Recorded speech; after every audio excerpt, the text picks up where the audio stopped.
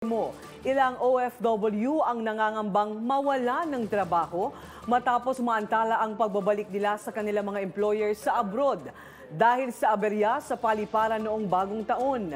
Alamin natin kung paano tutulungan ng Department of Migrant Workers na tiyaking hindi sisibakin ng employer ang mga OFW na delayed ang deployment o pagbalik mula sa holiday break. Para sagutin ito, makakasama po natin si Yusek Hans Leo Kakdak ng Department of Migrant Workers. Magandang umaga po, Yusek. Yusek, good morning. Yes. Good morning po, Madam Congresswoman and Sir Jigo. Good morning po. Happy New Year, Yusek. Yusek, may nakarating ho reklamo sa amin na tinanggal sa trabaho ang OFW dahil umano sa hindi siya nakabalik on time sa trabaho. Paano po ba natin pwedeng tulungan ito? Ma'am, medyo choppy po ang signal.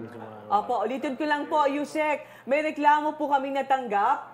May mga OFW po tayo na sisibakin sa trabaho dahil daw hindi nakabalik on time dahil nga dito sa nangyaring aberya o delayed flights. Paano po natin sila tutulungan? Another person na yung na-delete flight, hindi daw ako. Okay. Sorry, medyo choppy ang signal. It's okay. Meron tayong nag-a-assist na nakandinig. Apa. Okay, inatasan po, unang-una po, paliwanag ko lang ng konti, nung Petsa 1 ay inatasan tayo ni Secretary Toots Ople, kami ni OWA Administrator Arnel Ignacio, para tulungan yung mga OFWs natin on the ground sa airport ng Petsa 1 na nangangailangan ng tulong. So mainly, rebooking ang gusto nilang malutas. So natulungan po natin sila in partnership with the airlines, including the Philippine Airlines. Laki pa